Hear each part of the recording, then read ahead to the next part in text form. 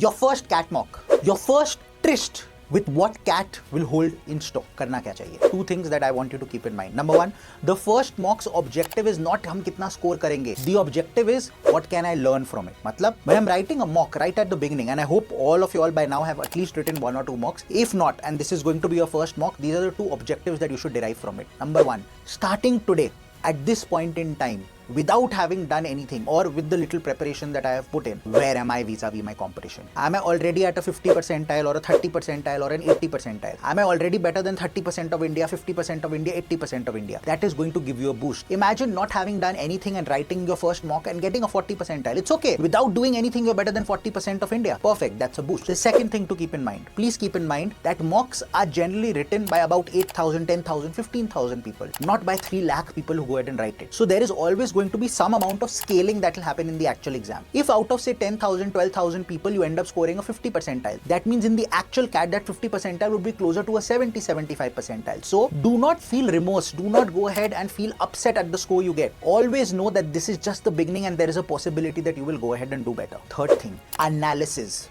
Now we've already shot multiple videos on how to analyze a mock, so I'm not going to get deep into it. But the very fact that you need to analyze a mock is the third thing that you need to keep in mind. If you've written a mock for about 2 hours, ensure you're putting in about 4 to 5 hours to analyze it. Go through the questions you got correct, how to improve, can the speed improve. Go through the questions you got incorrect. What was the reason, conceptual or something else? Or was it because of tiredness? And finally, go through, the questions that you didn't attempt. If it was from a topic which is not your area of strength, pat on your back. If it was from your area of strength, what did I miss? And the last thing that you need to keep in mind is mocks put you into a rhythm. The problem is our mind is not set at thinking at that high peak, at that high level continuously for 2 hours. Mocks help you put into that rhythm. It takes 21 days for anything to become a habit, and it will take at least 20 mocks for that to become a habit. So ensure you get into that rhythm by writing adequate number of mocks. And the very first mock, that's one takeaway that might happen. You might realize 1.5 ghante baad, 1 hour baad, you suddenly became very tired and were not able to do that. That's an inkling that preparation also has to happen in those slots of 2 to 3 hours. Keep these things in mind and make ultimate use